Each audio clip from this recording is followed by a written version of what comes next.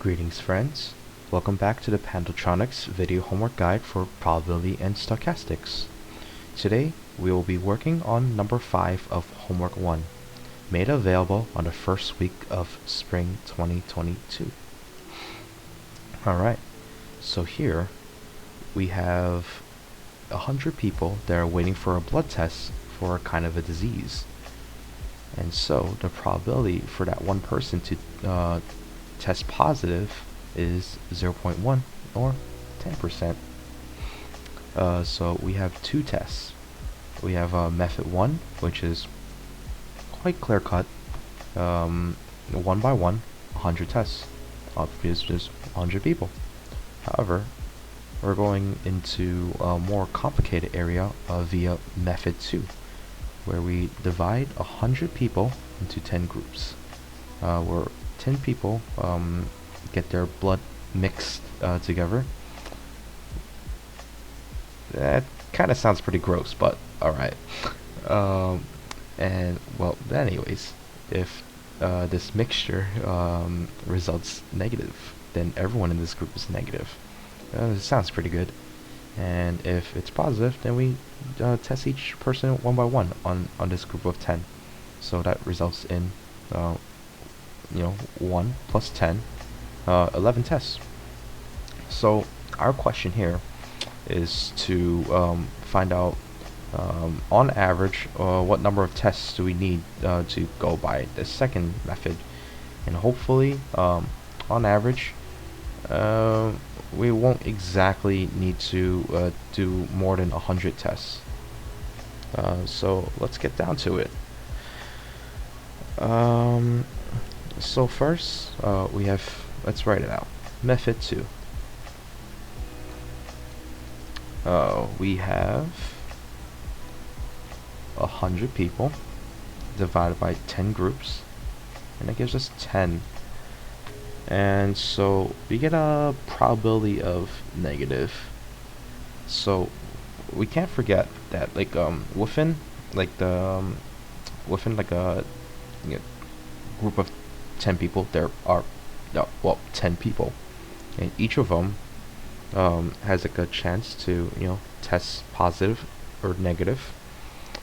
So if we have negative as a little inverse, since if there's a 0.1 chance to test positive, then obviously we'll have a 0.9% chance to test negative.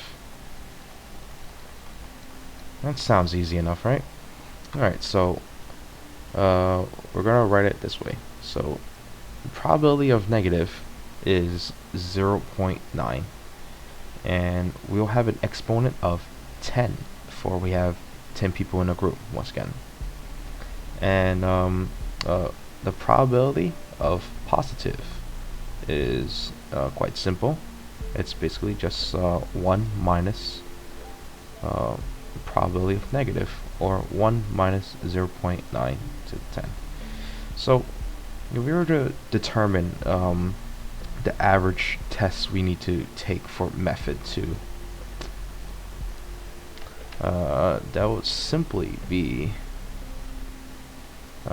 we have the probability of negative.